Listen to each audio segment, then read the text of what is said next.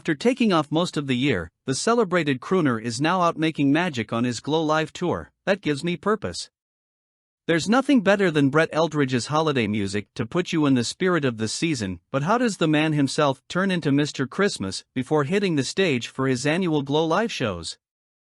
Eldredge reveals he has his tricks, such as putting on one of his swanky and sexy velvet tuxedos.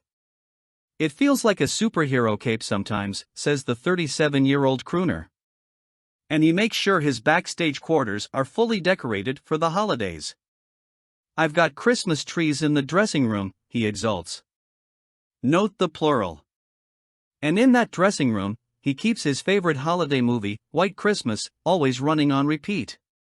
Though forgive him if he fast-forwards through choreography.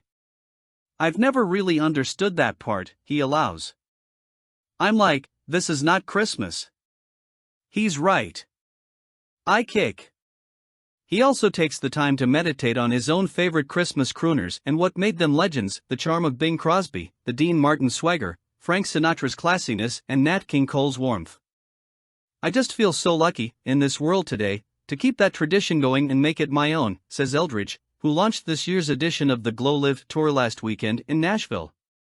But, of course, what puts him in the mood the most is the big, delicious sound of the songs themselves, culled from his two best-selling holiday albums, 2016's Glow and 2021's Mr. Christmas Music. He says that he first dreamed of performing when he was a kid growing up in tiny Paris, Illinois. A country artist 11 months out of the year, Eldredge says his Mr. Christmas alter ego is a huge part of who I am. This is who I am, too. That part first peeked out in public about a decade ago when he invited about 100 friends to a Christmas show in a basement club in Nashville. The release of Glow a couple of years later quickly inspired the live show, complete with a big band orchestra to copy the album's sound. One show expanded to a tour, which has now grown to 14 dates in 9 cities over a whirlwind 28 days. Eldredge has his eye on even more expansion. I always want a lot of my fans to see it, he says, and there are only so many nights you can do, so we probably will try some arenas at some point. At the same time, he adds, he's keen on protecting the show's intimacy. There's a certain magic to these shows that I want to keep in there. A Glow show just makes you feel so connected. It feels like everybody's on the same page in a world that sometimes feels not on the same page at all. When you get everybody together, and you have this music and this spirit in the room, it's just so powerful. And that gives me purpose. I need this. The memories we're creating are yours and mine and all of ours together. By now, his holiday fans have come to expect him to sing certain songs, which makes devising a set list a particular challenge. I love every Christmas song I've ever recorded, says Eldredge, who has a combined 28 tracks on his 2 holiday albums. You can't play every single one, but I've tried to get about as many in as I can.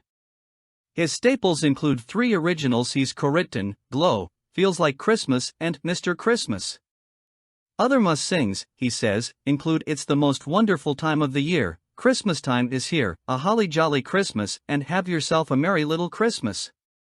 And Oh Holy Night, I Gotta Do That, he says.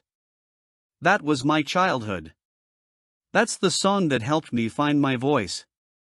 This year's audiences might notice something new in the show, an extra spring in Eldredge's step.